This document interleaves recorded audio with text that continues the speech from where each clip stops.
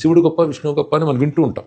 ఇంకా ఎన్ని రకాలు ఉన్నాయో ఇవన్నీ కాదు. ఇంద్రుడి గొప్ప, వేదకాలంలో ఇంద్రుడినే పూజించేవారు, పురాణ కాలంలో శివుడు విష్ణు మొదలైన వారు వచ్చారు అంటూ ఒక మహాపండితుడే, ఆయన కూడా తపస్వి, ఆయనకి గొప్ప చరిత్ర ఉంది. ప్రతిపాదన చేస్తూ తన చివరి ఘడియల్లో తన యొక్క చివరి వయస్సులో జీవిత చరమాంకంలో ఇంద్రుడే గొప్ప దేవుడు అని చెప్తూ భారతాది గ్రంథాల గురించి కూడా అవహేళనగా రాస్తూ ఉంటే మరొకటిని పుట్టే మనకి ఆర్య సమాజం, బ్రహ్మ సమాజం మొదలైనటువంటివి మనకు పాశ్చాత్య పాలనలోనే కూడా వచ్చాయి. ఇతర మతాల ప్రభావం చేత వాళ్ళు ప్రభావితులై ఆ కోణంలో వేదాన్ని చూసి వేదమే ప్రమాణం, వేదాల్లో ఈ దేవుళ్ళు ఈ విగ్రహారాధనలు ఏమీ లేవు, కాబట్టి భగవంతుడు ఈశ్వరుడు ఉన్నాడు, ఈ ఉపాసనలు మంత్రాలు తంత్రాలు ఇవన్నీ కూడా వ్యర్థములు అని వాళ్ళు అన్నారు.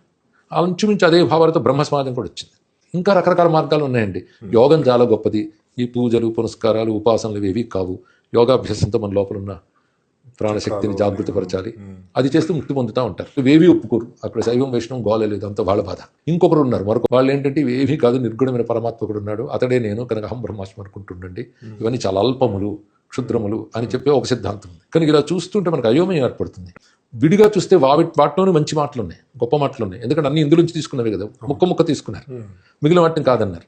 ఇప్పుడు శైవ వైష్ణవాదులతో కొట్టుకునే వాళ్ళకి ఇప్పుడు ఈ మాటలు లాగానే మరింత అయోమయం. ఇంద్రుడు గొప్ప, లేకపోతే బ్రహ్మ సమాజ భావన ప్రకారం ఏ రూపం లేనివాడు గొప్ప, ఈ ఆలయాలన్నీ వ్యర్థం కదా, వేదకాలంలో ఆలయాలు లేవు, వేదకాలంలో విగ్రహాలు లేవు అని సిద్ధాంతాలు చాలా తయారైపోయాయి.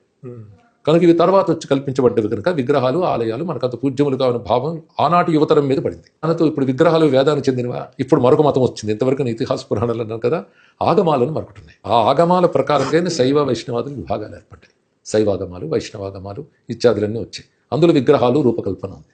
అయితే దీని వేద ప్రమాణం లేదనడానికి లేదు, వేదంలో సూక్ష్మంగా చెప్పిన దాన్ని దీనిలో ఒక క్రియారూపంగా చూపించి చెప్పారు కనుక వీటికి వేదమే ప్రమాణం. రకరకాల సిద్ధాంతాలను సానుభూతిగా అర్థం చేసుకుంటే వాళ్ళు కొంతమేరకు నిజం, అవి పూర్తిగా కావు. పూర్తిగా అనేది కలెక్టివ్గా చూసుకోగలగాలి. ఇది ఎలాంటిది అంటే ఒక ఏనుగు దగ్గరికి వచ్చి వాళ్ళు అది బలంగా ఉందా సన్నగా ఉందా అంటే ఒకటి స్తంభంలో ఉంది, ఒకటి కుచ్చులతో ఉంది అని, ఒకటి కడుపు దగ్గర ఉన్నవాడు కడుపు ప్రకారంగా, కాలి దగ్గర ఉన్న కాలి ప్రకారంగా చెప్పినట్టుంది. తర్వాత కాలంలో వచ్చిన మహానుభావులు ఏం చేశారంటే వేదం అనే ప్రమాణం తీసుకున్నారు. తీసుకుని దాని సమ్మతంగా ఇందులో ఏవేవి ఉన్నాయి సమ్మతంగా ఉన్న వాటన్నింటినీ అంగీకరించారు. శైవ వైష్ణవాదులన్నీ వేద సమ్మతులే. పరస్పర భేదాలు పెట్టుకోకండి.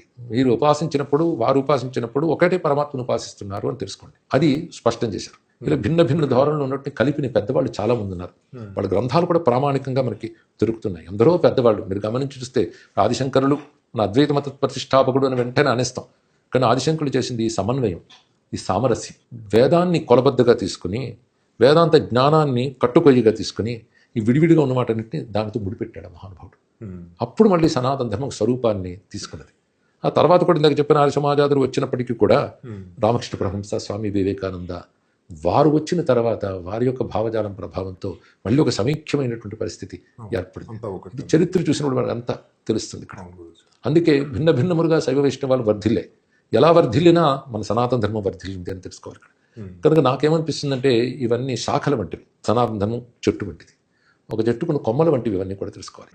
ఇన్ని రకాల సిద్ధాంతాలు ఏమిటి, ఏది మనకు అనుకూలం అని సామాన్యంగా తరించుదామనుకున్న సాధకుడికి, అంటే వాదించుదామనుకున్న సాధకుడికి కాదు, సిద్ధి పొందుదాం, ధరించుదాం, బ్రతుకు పరమార్థం తెలుసుకుందాం అన్న సాధకుడికి అయోమయమే ఏర్పడుతుంది.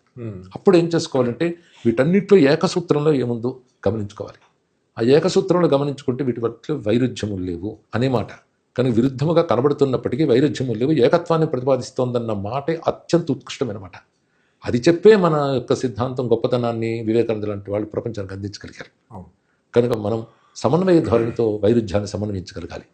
అయితే ఆ మాట చెప్తే దాన్ని కూడా మరొక ధోరణి కింద పెట్టి మిగిలిన వాళ్ళు వాదిస్తున్నటువంటి కాలంలో మనం ఉన్నాం. ఒక యుక్తి, ఒక ఇంగిత జ్ఞానం ముందు తెచ్చుకొని విచక్షణతో మనం ఆలోచిస్తే, వివేకంతో ఆలోచిస్తే ఈ సమన్వయాన్ని మనం అంగీకరిస్తాం.